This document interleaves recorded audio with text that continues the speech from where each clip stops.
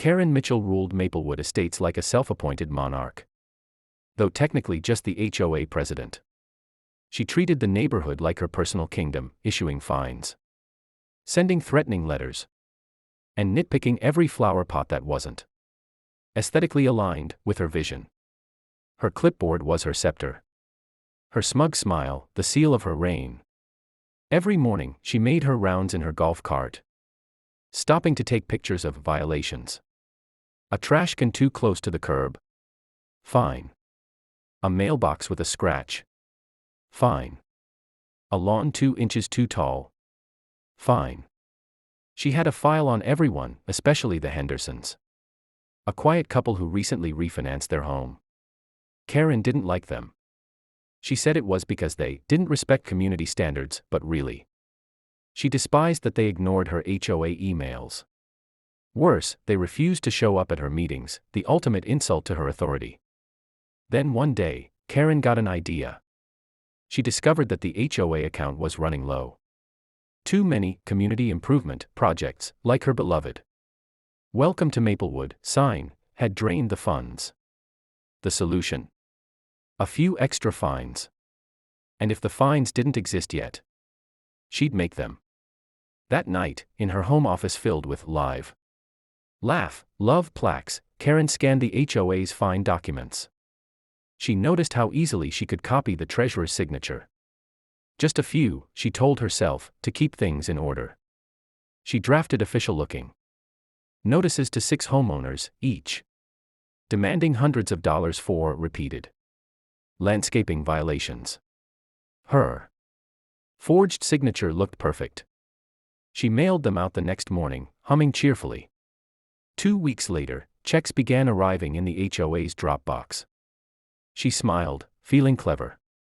But when she opened the 7th envelope, her heart skipped. It wasn't a payment, it was a letter from the bank. The Hendersons hadn't written a check. They'd sent a dispute notice. Their mortgage lender wanted confirmation that the fine was legitimate, and that the HOA president and treasurer had both signed off. Karen's palms began to sweat. The signature looked fine, she thought. Perfect, even. But banks were thorough.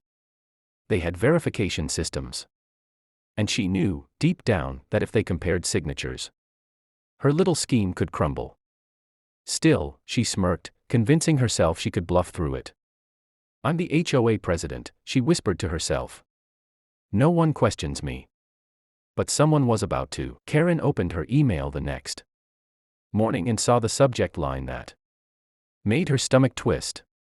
Urgent, verification request, Maplewood Estates HOA fine authorization. It was from Bank of Norcrest, the lender holding several of the neighborhood's escrow accounts.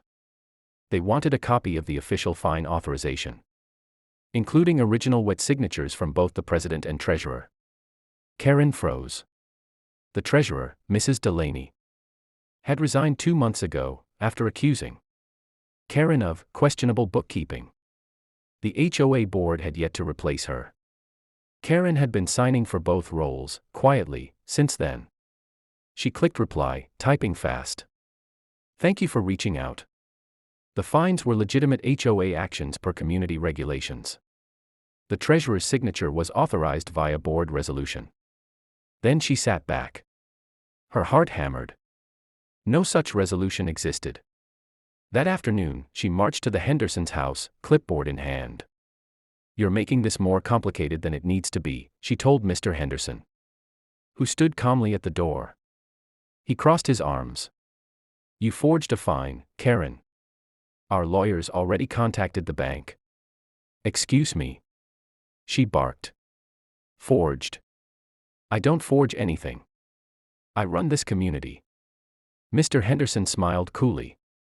"The bank doesn't think so. They're pulling the HOA's account records." For the first time, Karen's authority faltered. She muttered something about procedural misunderstandings and stormed off. But her pulse was racing.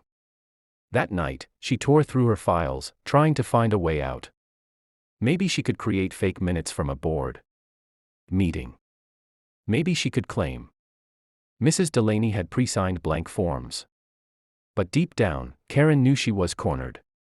3 days later, the bank's compliance department called.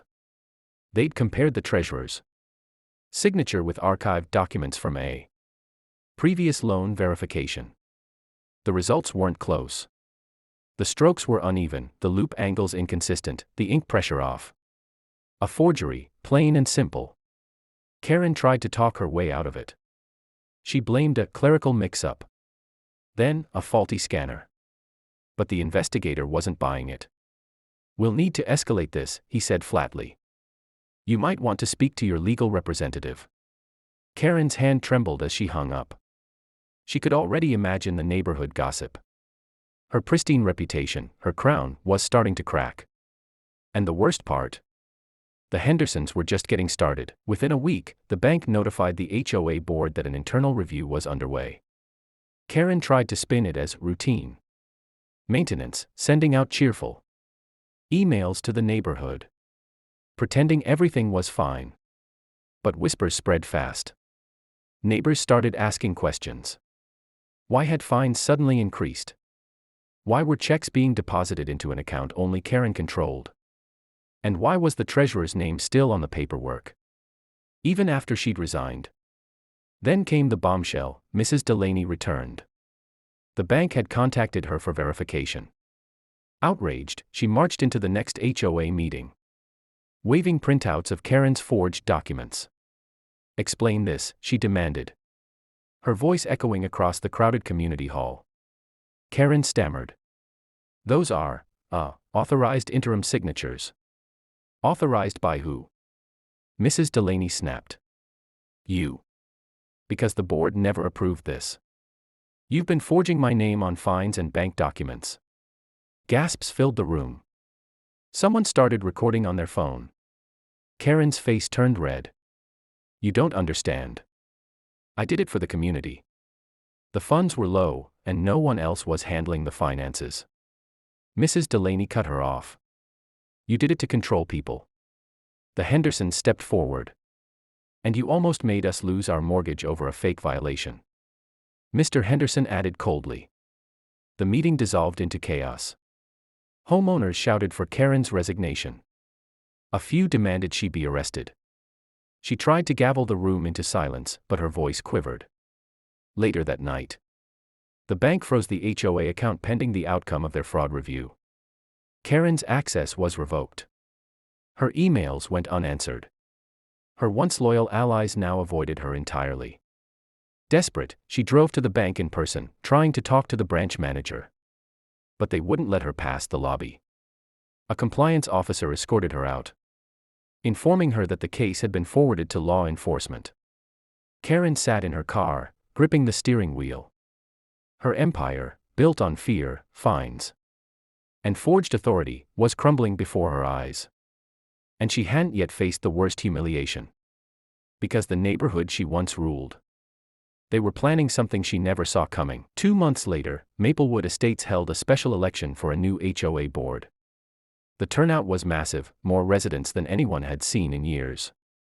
Karen, still under investigation, wasn't allowed to run, but she showed up anyway, dressed in her usual pastel cardigan, trying to smile through the glares. Mrs. Delaney stood at the podium. "This election is about accountability," she said. "We all saw what happens when one person thinks they're above the rules." The crowd nodded. Even the Hendersons, seated in the front row, kept their expressions firm. Karen shifted in her seat, clutching her purse. When voting ended, the results were unanimous. A new president, new treasurer, and new transparency rules were adopted. Karen's name wasn't on a single ballot. As the meeting adjourned, she rose to leave, but a man in a suit approached her. "Karen Mitchell," he asked. "I'm with County Fraud Enforcement.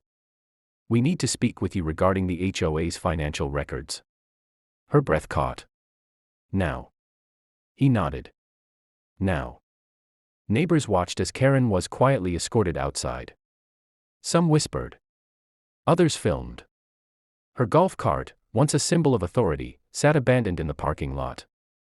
Weeks later, the local paper ran the story. Former HOA president accused of forgery, fraud, and misuse of community funds. Karen's face appeared beneath the headline. Her once proud expression replaced with the dazed look of someone who'd finally realized she'd lost everything. Back in Maplewood Estates, things changed. The new board opened finances to the public. Fines required 2 verifiable signatures, and meetings were streamed online. The Hendersons' disputed fee was refunded, with a handwritten apology from the HOA. As for Karen, she moved out quietly at dawn one morning. Her house went up for sale, and the neighbors she once ruled over barely noticed. Her reign was over.